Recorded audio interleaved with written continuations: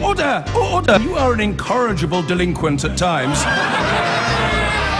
Behave yourself, man!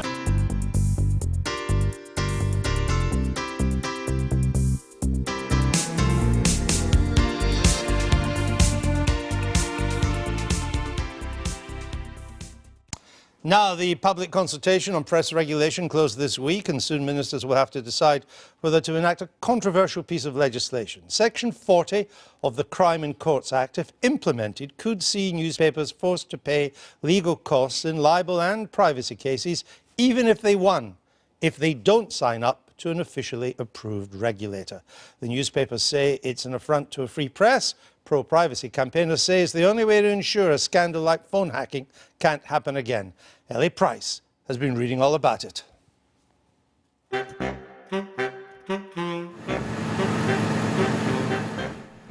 It was the biggest news about the news for decades. A scandal that involved household names, and not just celebrities. They'd even hacked the phone of a murdered schoolgirl. It led to the closure of the News of the World, a year-long public inquiry headed up by the Judge Lord Justice Leveson, and in the end, a new press watchdog set up by Royal Charter, which could impose, among other things, £1 million fines. If this system is implemented, the country should have confidence that the terrible suffering of innocent victims like the Dowlers, the McCanns and Christopher Jeffries should never be repeated. To get this new plan rolling, the government also passed the Crime and Courts Act, Section 40 of which would force publications who didn't sign up to the new regulator to pay legal costs in libel and privacy cases, even if they won.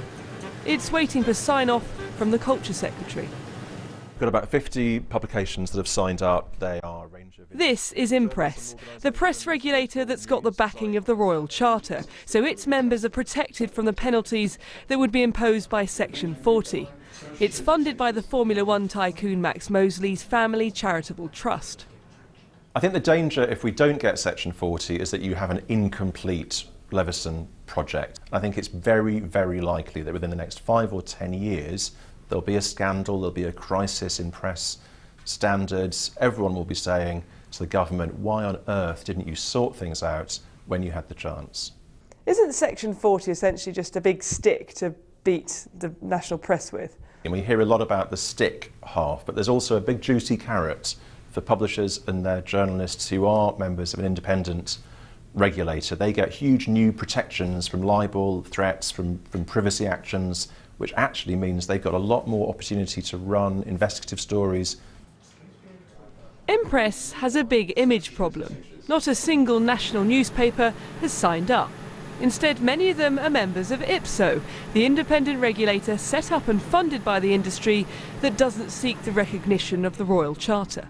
The Mail sells around 22,000 each day. There are regional titles too, who, like the Birmingham Mail, won't sign up to Impress, even if they say the costs associated with Section 40 could put them out of business. Impress has an umbilical cord that goes directly back to government through the recognition setup that it has. Now, we broke free of the shackles of the regulated press when the stamp duty was repealed 150 years ago.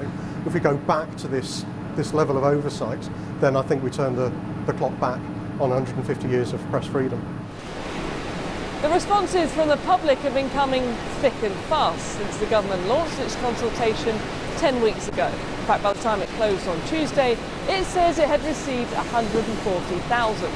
And for that reason alone, it could take months before a decision on what happens next is taken.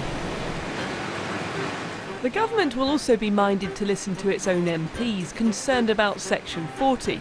One described it to me as draconian and hugely damaging. So will the current Culture Secretary's thinking be similar to that of her predecessor? I don't think the government will repeal Section 40. What I'm arguing for is not to implement it, but it will remain on the statute book. And if it then became apparent that Ipsos simply was failing to work, was not delivering effective regulation, and that the press were behaving in a way which was wholly unacceptable, as they were 10 years ago, then there might be an argument at that time to think, well, in that case we are going to have to take further measures, of which Section 40 might be one.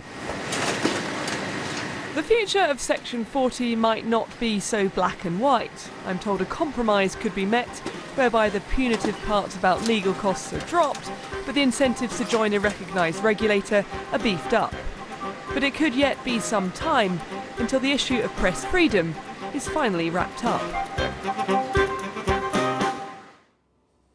I'm joined now by Max Moseley. He won a legal case against the News of the World after it revealed details about his private life. He now campaigns for more press regulation. Welcome to the programme. Let me ask you this, because I think a lot of people wonder about this. How can it be right that you, who many folk think have a clear vendetta against the British press, can bankroll a government-approved regulator of the press? Well, if we hadn't done it, nobody would. Then Section 40 could never have come into force, because there would never have been a regulator. It's absolutely wrong that a family trust should have to finance something like this. It should be financed either by the press or by the government. Where does the money come from? Let me finish. If we hadn't done it, there would be no possibility of regulation. But it means we end up with a regulator financed by you. As I say, many people think that you have a clear vendetta against the press. Where does the money come from? Money comes from a family trust. It's family money. And the thing is that I think you have to understand that somebody had to do this. If we, yeah, I understand that, and but I just want, people would like to know where the money comes from. As you know, as a journalist, tracing the money. Yeah. It comes from a family trust. I think money. You said from Liechtenstein at one stage. Well, ages ago, my father had a trust in Liechtenstein, but all the money now is in the UK. Right, I understand that. That's not my issue. Is not the tax consequences. You were clear about that. You wanted to bring it onshore as a fighting fund, but this is money that was put together by your father. Yes, I mean, not put together by my father. My father inherited it from his father and from his father.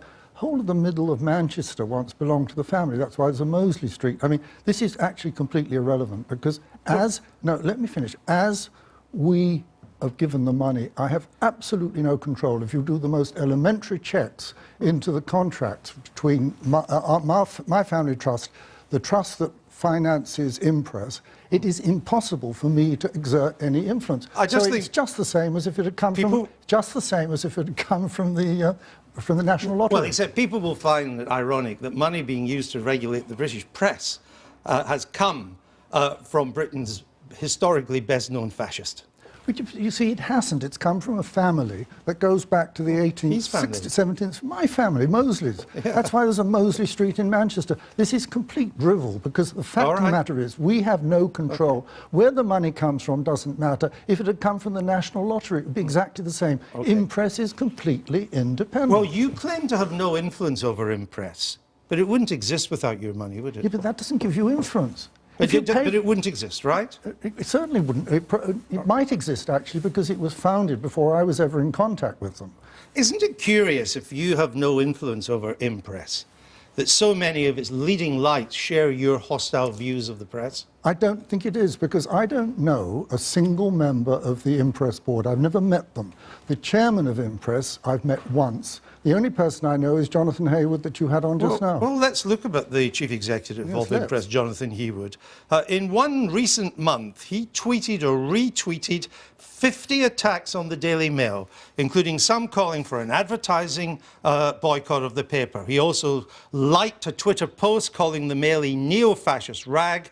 Are these fitting views for the boss of what's meant to be an impartial regulator? Well, the person you should ask about that is the Press Regulatory Panel. And they are completely independent. They've reviewed the whole thing. Probably what you've done is produce something very selective. I've no idea. Well, the one thing I'm certain about is that these people are absolutely trustworthy and independent. Well, it's not just Mr. Haywood, and we have a ton of things that he has tweeted calling for boycotts against the Sun, the Mail and the Express. Remember, this is the man that would be the regulator of these papers. No, he's not the regulator. Well, he'd be the chief executive. He's the chief executive. That's a separate thing. He's the administration. He's not the regulator. Many leading lights at Impress share your vendetta of the press. I do not have a vendetta of the press. Well, let's stop saying that because it's not true. Well, let's just take a look at another one. For it, or don't put it forward.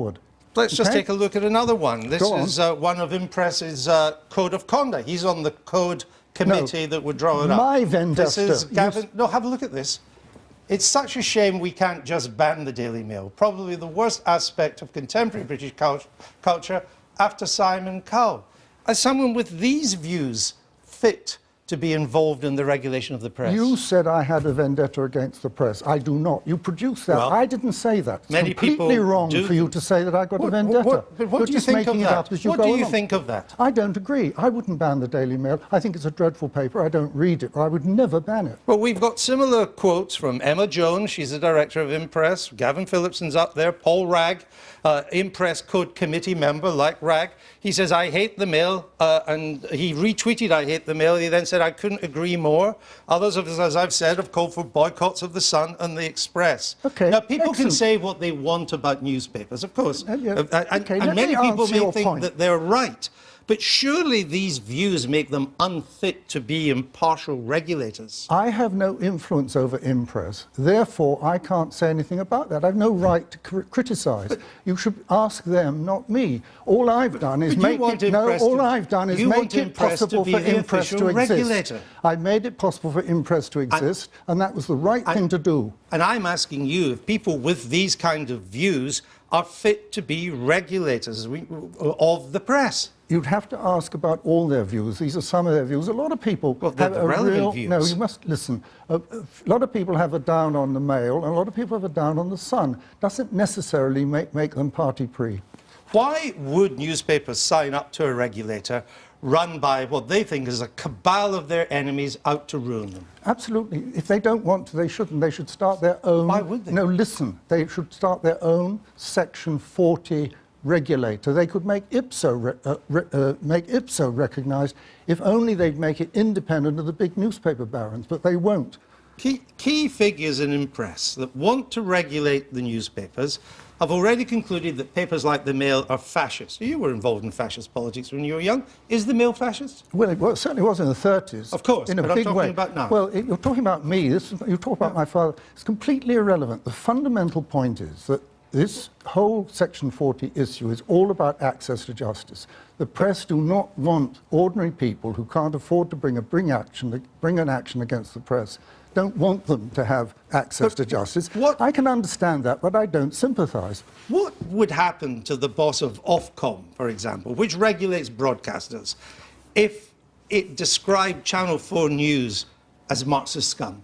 Let me try again. If the press don't want to sign up to Impress, they can start their own Leveson compliant regulator. Leveson is a very eminent judge. Section 40 was voted in by 530 votes to 13 in Parliament. No, just listen. What I asked. If you were to listen, we'd get a lot further.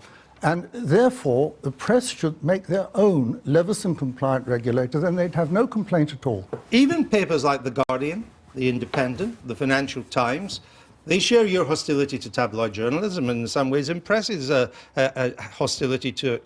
They've refused to be regulated by Impress.